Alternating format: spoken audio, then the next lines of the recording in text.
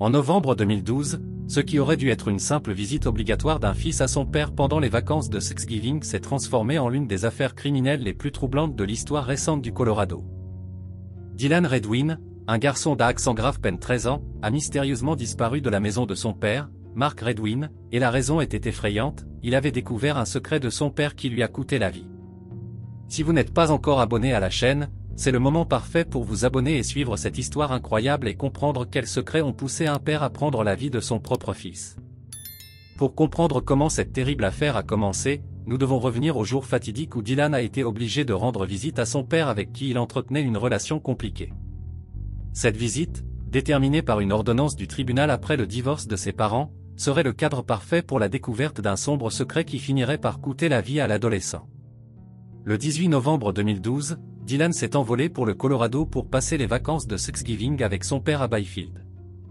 Il était visiblement réticent à faire cette visite, comme en témoignaient ses messages textes à sa mère, Hélène, dans lesquels il avait inclus un émoji triste lorsqu'il avait confirmé qu'il était avec son père. La tension était palpable dès le début. Après l'avoir récupéré à l'aéroport, Mark a emmené Dylan au Walmart pour acheter des provisions, suivi d'un arrêt au McDonald's pour le dîner, une tentative superficielle de normalité entre père et fils. Ce même soir, Dylan montrait déjà son malaise en demandant à passer la nuit chez un ami, ce que Mark a promptement refusé. Au lieu de cela, ils ont prévu que Dylan rencontre ses amis le lendemain matin à 6h30, une rencontre qui n'aurait jamais lieu. La version officielle de Mark concernant le jour suivant serait répétée d'innombrables fois durant l'enquête. Le matin du 19 novembre, il s'est réveillé à 7h et a vu Dylan dormir sur le canapé. Il a essayé de le réveiller pour son rendez-vous avec ses amis, mais Dylan a dit qu'il était trop fatigué. Mark est alors sorti faire des courses, revenant vers 11h30 pour trouver la maison vide, avec seulement un bol de céréales sur le canapé et la télévision allumée sur la chaîne Nickelodeon. Selon lui, le sac à dos, le téléphone portable et la canne à pêche de Dylan avaient disparu, suggérant que le garçon était parti de son propre chef. Ce que Mark n'imaginait pas, c'est que cette histoire, apparemment simple, serait méticuleusement disséquée par les enquêteurs dans les mois suivants, révélant des incohérences qui indiqueraient un crime bien plus sinistre qu'une simple disparition. Le secret que Dylan avait découvert à propos de son père était sur le point d'être révélé, ainsi que la terrible vérité sur sa disparition. Au fur et à mesure que les heures se transformaient en jours, l'histoire racontée par Mark Redwin commençait à s'effondrer sous le poids de ses propres contradictions. Ce qui semblait initialement être le récit d'un père préoccupé par la disparition de son fils s'est révélé être un tissu de mensonges mal construits qui ont soulevé les premiers soupçons des enquêteurs. L'un des premiers signaux d'alarme est apparu lorsque Mark a affirmé avoir visité le bureau du shérif pour signaler la disparition de Dylan. Ce détail crucial a été rapidement démenti lorsqu'Hélène, désespérée d'avoir des nouvelles de son fils, a contacté le même poste de police. La réponse qu'elle a reçue était troublante, il n'y avait absolument aucun enregistrement indiquant que Mark y était allé. Ce premier mensonge a déclenché une analyse plus rigoureuse de tout le récit de Mark. Un autre détail révélateur est apparu lorsque Mark a mentionné que Dylan regardait Nickelodeon lorsqu'il avait quitté la maison. Hélène a immédiatement contesté cette information, soulignant que son fils, déjà âgé de 13 ans, ne regardait plus cette chaîne pour enfants depuis au moins un an, préférant MTV et d'autres programmes destinés aux adolescents. Pour une mère qui connaissait les habitudes de son fils, ce petit lapsus révélait que quelque chose n'allait pas dans le récit de Mark. Le contraste entre les actions d'Hélène et de Mark pendant les premières heures de la disparition ne pourrait être plus frappant. Alors qu'Hélène et son fils aîné, Corey, ont immédiatement parcouru les 6 heures de route jusqu'à Byfield en apprenant la disparition, arrivant tard dans la nuit et commençant des recherches désespérées sur la propriété même dans l'obscurité, ils ont découvert quelque chose de déconcertant. Le père de Dylan dormait chez lui avec les lumières éteintes, apparemment indifférent au sort de son fils disparu. Les premières enquêtes officielles n'ont pu confirmer qu'une partie de l'histoire. Les caméras de sécurité montraient que Dylan avait bien été à l'aéroport et au Walmart avec son père, mais ses allées et venues après son arrivée à la maison de Mark restaient un mystère troublant. La nouvelle explication offerte par Mark, que Dylan aurait pu marcher jusqu'à la maison d'un ami situé à 9 miles et demi de distance dans le froid glacial de l'hiver du Colorado, a été accueilli avec scepticisme par les enquêteurs. Quel adolescent de 13 ans ferait un tel voyage à pied, sans prévenir personne, surtout dans des conditions météorologiques aussi défavorables? Les autorités ont alors lancé une opération de recherche massive, mobilisant des chiens pisteurs, des hélicoptères, des drones et des dizaines de volontaires pour fouiller la région montagneuse autour de la maison de Mark. Lors de ces premières recherches, l'un des chiens pisteurs a indiqué avoir détecté une odeur devant la maison de Mark, mais sans échantillon pour comparaison, il n'a pas été possible de confirmer s'il s'agissait de la piste de Dylan. Des jours sont passés sans aucun signe de l'adolescent. Thanksgiving est arrivé et reparti, et il n'y avait toujours pas d'indice concret. C'est à ce moment qu'Hélène a décidé de prendre l'initiative, créant sa propre équipe de recherche indépendante. Elle a organisé des conférences de presse, distribué des affiches de personnes disparues, organisé des événements pour collecter des fonds et même créé une page Facebook offrant une récompense de 50 500 $ pour toute personne ayant des informations sur le lieu où se trouvait Dylan. Pendant tout ce temps, Mark est resté remarquablement absent de ces initiatives. Il n'a pas participé aux recherches, n'a pas assisté aux événements de collecte de fonds, n'a pas aidé avec les affiches, et s'est tenu à l'écart de la presse.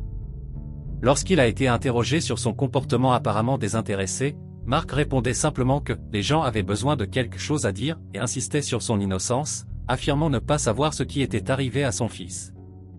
La police, de plus en plus suspicieuse, a obtenu un mandat de perquisition pour la maison de Mark. Lors de cette enquête, ils ont trouvé quelques gouttes de sang qui ont ensuite été confirmées comme appartenant à Dylan. Mark a tenté d'expliquer la présence du sang en disant qu'il datait d'1 an, lorsque Dylan s'était accidentellement coupé le doigt alors qu'il était chez lui. Les enquêteurs ont également prélevé une partie du tapis du salon qui présentait une tache suspecte. Mark a été emmené pour interrogatoire, et les enquêteurs ont clairement indiqué qu'ils ne le considéraient pas comme suspect, affirmant qu'il s'agissait simplement d'une procédure standard. Cependant, pendant l'interrogatoire, Mark a réagi de manière extrêmement défensive, accusant la police de le traiter comme un suspect alors qu'il devrait être considéré comme une victime qui a perdu son fils. Cette réaction disproportionnée a soulevé encore plus de soupçons. Dans le cadre de l'enquête, tous les impliqués ont été soumis à des tests de détecteurs de mensonges. Alors qu'Hélène l'a facilement réussi, Mark a complètement échoué au test, un fait qui serait rappelé plus tard lors de son procès. Après des mois de recherches infructueuses et alors que l'enquête semblait refroidir, l'affaire a pris un tournant dramatique en juin 2013, 7 mois après la disparition de Dylan. Les autorités ont organisé une opération de recherche intensive de 5 jours, couvrant une extension de 10 miles qui menait jusqu'à la rue où vivait Mark. Cette décision de revenir fouiller la zone proche de la résidence de Mark n'était pas due au hasard, les enquêteurs étaient de plus en plus convaincus que les réponses se trouvaient près de cette maison. Le 25 juin, cette persévérance a finalement produit des résultats, bien que dévastateurs. Dans une zone à environ 8 miles de la maison de Mark, les enquêteurs ont trouvé les premières traces physiques de Dylan, des fragments d'un t-shirt blanc, confirmés comme appartenant à l'adolescent, ses écouteurs, une chaussette, une chaussure et, plus troublant encore, une mèche de cheveux de 4 pouces que les tests ont confirmé être celle de Dylan. Ces premières découvertes, bien que troublantes, laissaient encore place à un mince espoir. Cependant, cet espoir a été complètement détruit seulement 2 jours plus tard. Le 27 juin 2013, les autorités ont dû donner la nouvelle la plus douloureuse possible à la famille. Pendant leurs recherches, elles avaient trouvé un sac poubelle noir contenant des os humains.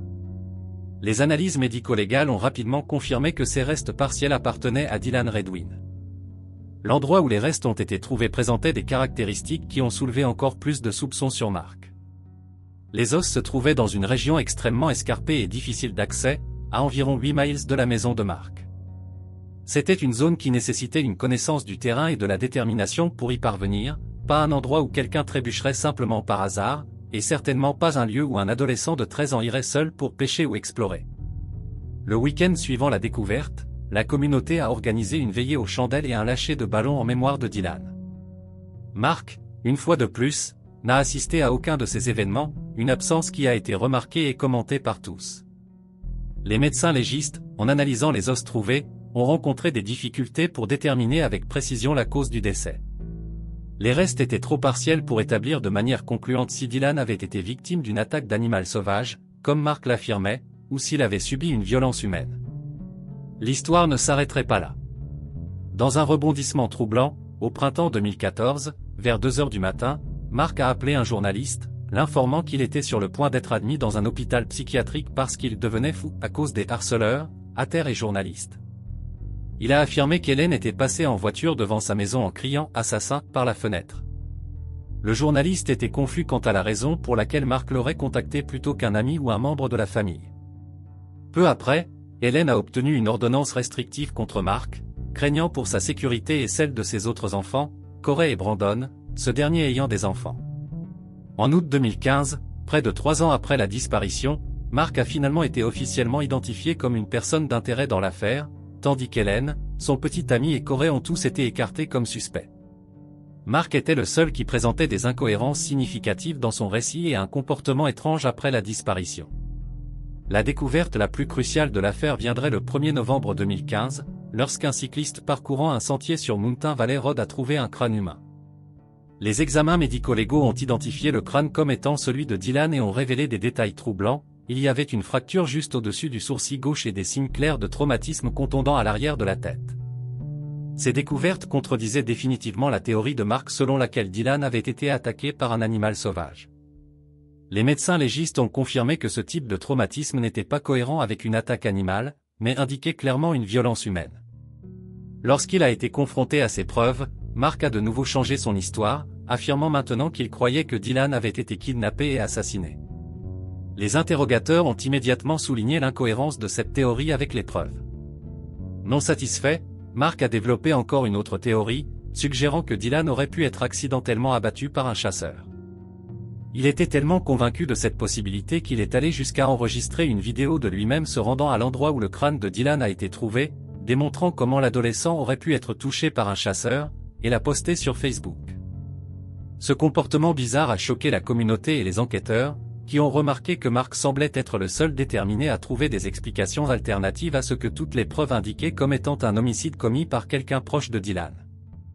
Avec la découverte du crâne et les preuves de traumatisme contondant, l'affaire n'était plus un mystère sur ce qui était arrivé à Dylan. La question était maintenant, pourquoi Mark Redwin tuerait-il son propre fils? La réponse viendrait d'un endroit que personne n'aurait pu imaginer. Après des années d'enquête, de preuves médico-légales et le comportement suspect de Mark, une question cruciale restait sans réponse, pourquoi un père tuerait-il son propre fils? Quel serait le motif si puissant qui aurait poussé Mark Redwin à commettre un acte aussi horrible contre sa propre chair et son propre sang? La réponse à cette question serait finalement révélée lors du procès, et laisserait tous les présents dans la salle d'audience, jurés, spectateurs et même les enquêteurs les plus expérimentés, complètement choqués. Le moment décisif est venu lorsque Corey Redwin, le frère aîné de Dylan, est monté à la barre des témoins pour faire sa déposition. Avec un malaise visible, mais déterminé à obtenir justice pour son frère, Corey a révélé un sombre secret qu'il avait gardé pendant des années, un secret qui expliquait non seulement pourquoi Dylan était réticent à rendre visite à son père, mais aussi ce qui aurait pu déclencher le crime brutal. Corey a témoigné que, environ 1 an avant la disparition de Dylan, lui et son frère étaient en voyage en voiture avec leur père. Les deux adolescents étaient sur le siège arrière du véhicule, regardant des vidéos et des films sur l'ordinateur portable de Mark pour passer le temps pendant le voyage. À un moment donné, en manipulant l'ordinateur portable pour prendre quelques photos, les frères ont accidentellement accédé à la galerie d'images et sont tombés sur des photographies profondément troublantes de leur père. Selon le témoignage de Corey, les images étaient de nature extrêmement dégradante et bizarre. Elles montraient Mark portant du rouge à lèvres rouge vif, du blush et du fard à paupières, vêtu d'un soutien-gorge rouge et d'un chemisier en dentelle bleue. Plus choquant encore, il portait une couche pour adultes contenant des excréments humains. Les photos suivantes étaient encore plus troublantes, elles montraient Mark mangeant et léchant les excréments de la couche et même suspendant la couche sale à sa bouche. Corey a décrit comment lui et Dylan ont été immédiatement traumatisés par la découverte. Ils ont rapidement fermé l'ordinateur portable et n'ont pas mentionné ce qu'ils avaient vu. Lorsqu'ils sont rentrés chez eux, les deux frères se sont enfermés dans la salle de bain et ont pris des photos de ces images avec leur téléphone portable comme preuve de ce qu'ils avaient trouvé, mais ont décidé de ne raconter l'incident à personne, pas même à leur mère. Cependant, selon Corey, l'impact psychologique de la découverte était profond, surtout pour Dylan, qui n'avait que 12 ans à l'époque. Au cours de l'année suivante, Dylan a mentionné les photos à Corey à plusieurs reprises, démontrant qu'il ne pouvait pas se sortir les images troublantes de la tête. Pour un adolescent en développement, essayer de traiter quelque chose de cette nature concernant son propre père serait extrêmement déroutant et angoissant. Le ministère public a soutenu que pendant la visite forcée de Dylan chez Mark en novembre 2012, il est probable que l'adolescent ait finalement confronté son père au sujet des photos. Peut-être cherchant à comprendre ou à donner un sens à ce qu'il avait vu, Dylan a peut-être abordé le sujet avec Mark, sans se rendre compte du danger que cette confrontation représentait. Mark, furieux de la possibilité que son secret sordide soit exposé, serait entré dans un état de fureur violente qui a culminé avec le meurtre de son fils. Corey a également révélé pendant son témoignage que ni lui, ni Dylan, ni même Brandon, le demi-frère aîné, n'appelait Mark « père », il se référait à lui par son prénom. Corey a décrit la relation avec Mark comme abusive, affirmant que le père était physiquement, verbalement et mentalement abusif envers ses enfants. Ce contexte de relation déjà fragilisé rend encore plus plausible que Mark ait réagi avec violence lorsqu'il a été confronté par Dylan. Les procureurs ont souligné que Mark était désespéré d'éviter que son secret honteux ne soit révélé. Si Dylan avait raconté à sa mère, à d'autres membres de la famille ou à des amis ce qu'il avait découvert, la honte publique aurait été dévastatrice. Dans l'esprit déformé de Mark, il semble que faire taire définitivement son fils soit devenu préférable à affronter l'humiliation de l'exposition de son comportement. La défense de Mark a tenté de discréditer les photos, affirmant que ce n'était pas lui sur les images et suggérant absurdement qu'Hélène avait photoshopé son visage sur elle pour l'embarrasser. Cette allégation, comme ses précédentes théories sur la disparition de Dylan, manquait complètement de crédibilité et ne faisait que souligner son schéma de déni et d'évasion de responsabilité. La révélation de ce motif troublant pendant le procès n'a pas seulement laissé le tribunal en état de choc, elle a finalement fermé le cercle de l'enquête, expliquant le comportement étrange de Mark après la disparition, sa réticence à participer aux recherches, et son changement constant d'histoire. Le secret qu'il était prêt à protéger à tout prix avait finalement été mis au jour, révélant les profondeurs sombres auxquelles une personne peut descendre pour protéger son image, même si cela signifie prendre la vie de son propre fils. Le chemin jusqu'au procès de Mark Redwin a été exceptionnellement long et tortueux. Bien qu'il ait été formellement arrêté en juillet 2017 à Washington DC, où il avait déménagé pour échapper aux protestations devant sa maison au Colorado, le processus judiciaire a fait face à une série impressionnante de retards. Le procès a été reporté pas moins de 10 fois pour diverses raisons. Initialement, les reports se sont produits parce que l'avocat original de Mark a été arrêté pour violence domestique, le forçant à trouver une nouvelle représentation légale. Par la suite, avec l'arrivée de la pandémie de Covid-19 en 2020, le système judiciaire a connu des paralysies significatives. Pour compliquer davantage les choses, le nouvel avocat de Mark a contracté le Covid-19, entraînant plus de reports.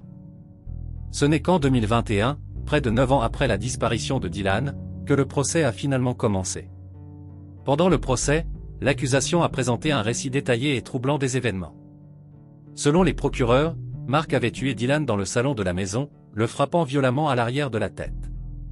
Ce coup aurait fait tomber Dylan en avant, causant la fracture au-dessus du sourcil gauche trouvé sur le crâne. L'accusation a allégué qu'après le meurtre, Mark a démembré le corps de son fils et a placé les restes à l'arrière de sa camionnette, les dispersant ensuite dans des zones reculées de la forêt. Cette théorie a été corroborée par des preuves physiques substantielles. Les unités canines de recherche avaient détecté l'odeur de restes humains à l'arrière de la camionnette de Mark et sur ses vêtements, ainsi que dans le salon.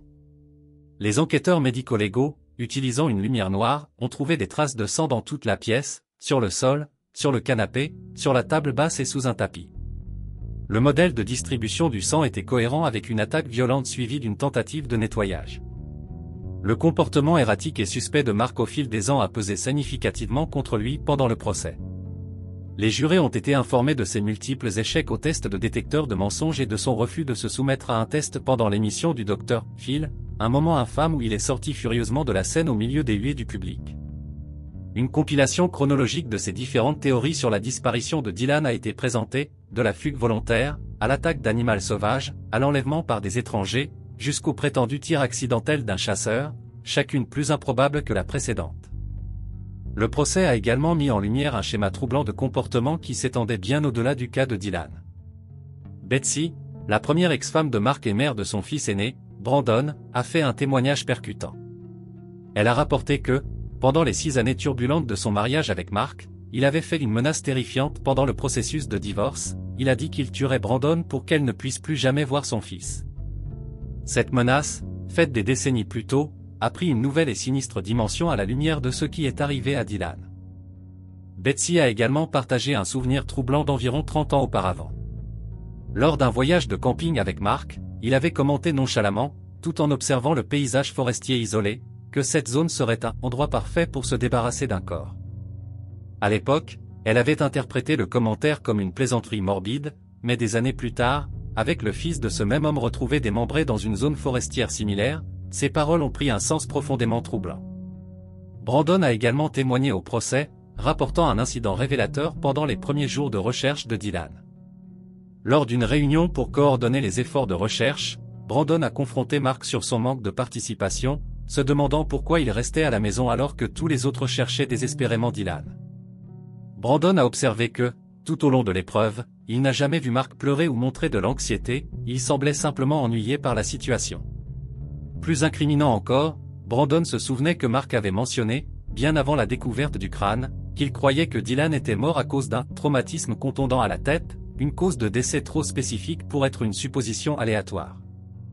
L'équipe de défense de Mark a tenté de discréditer toutes les preuves présentées. Ils ont soutenu que les preuves canines étaient de la science de seconde zone, que les photos compromettantes n'avaient aucun rapport avec l'affaire et avaient été présentées uniquement pour nuire à l'image de Mark, et que personne ne le soupçonnait jusqu'à ce qu'Hélène commence à répandre des rumeurs. Ils ont également insisté sur le fait que le traumatisme au crâne aurait pu être causé par des dents d'ours ou de pumas, ignorant le fait que les os étaient propres et ne présentaient pas les marques de morsure typiques des attaques d'animaux.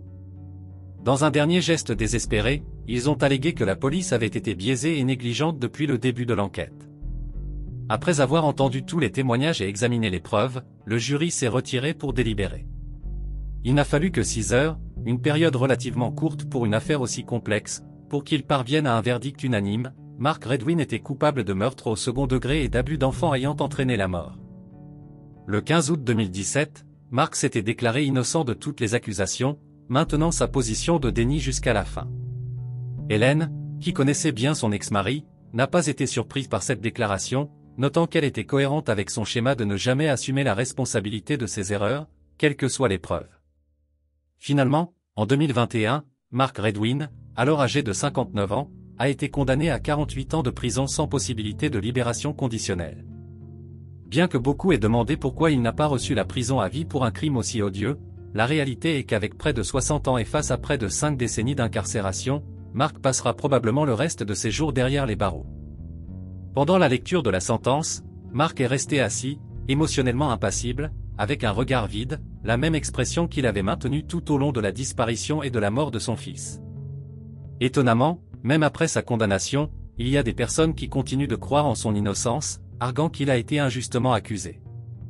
Cependant, pour ceux qui ont suivi l'affaire de près, examiner les preuves et observer le comportement de Mark au fil des ans, la justice a finalement prévalu, apportant une clôture partielle à une tragédie qui n'aurait jamais dû se produire.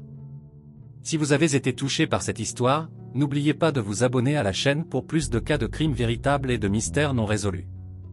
Laissez votre commentaire ci-dessous en partageant ce que vous avez trouvé le plus impactant dans cette affaire. Votre soutien est fondamental pour que nous puissions continuer à apporter des histoires comme celle-ci. Merci d'avoir regardé et à bientôt dans la prochaine vidéo.